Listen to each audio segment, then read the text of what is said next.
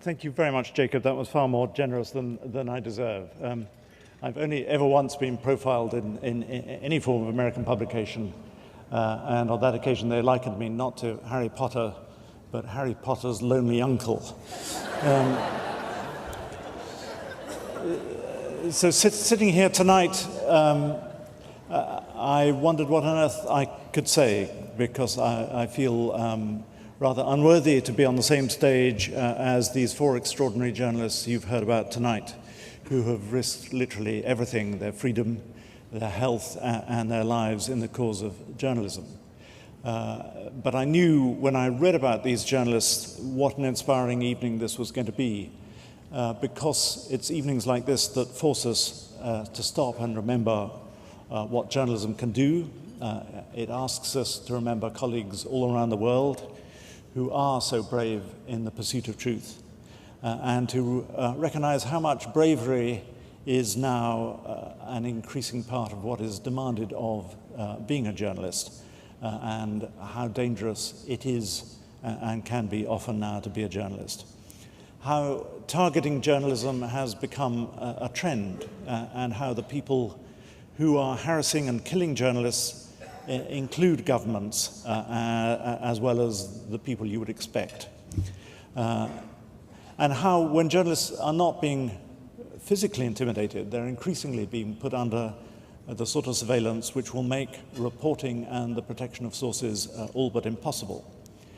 In the UK at the moment, we have a government bill to collect and store all records of texts, emails and phone calls for the entire population, accessible by a large number of government agencies and departments. So I feel very proud and humbled to be here tonight receiving this award in the memory of Burton Benjamin. It's never easy to know what news of the British media crosses the pond and registers over here, but I suspect you've heard of at least 4 things that have happened in the UK in the past year or so, and Jake has mentioned 1 or 2 of them.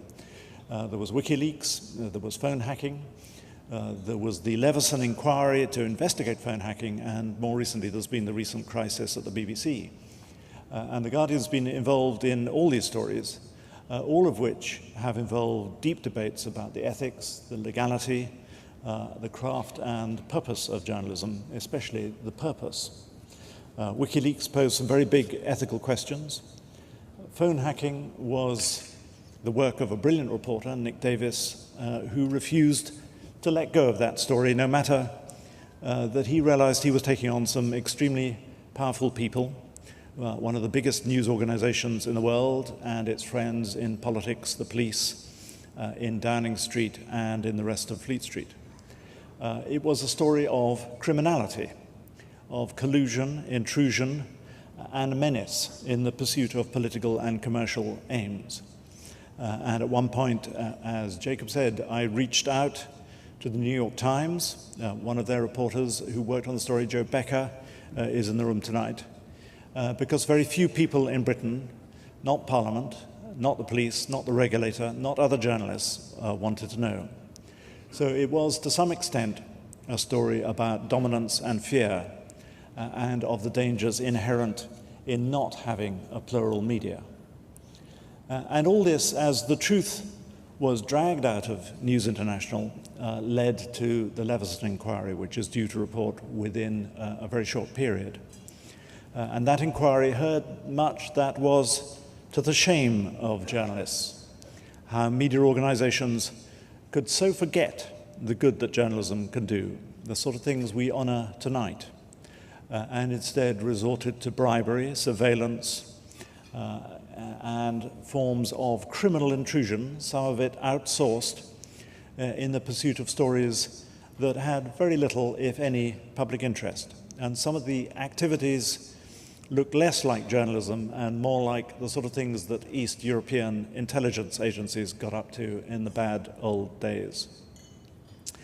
And then more recently, you've had the BBC, one of the most respected and trusted media organizations in the world, in turmoil. Barely 2 weeks ago, The Guardian revealed that a BBC story suggesting that a prominent Conservative political figure was a pedophile simply couldn't have been true. And our story which was the result of the patient examination of the evidence, what journalism should be, led to the resignation of the Director General 48 hours later. Trust in journalism has to be earned all the time. Burton Benjamin understood that.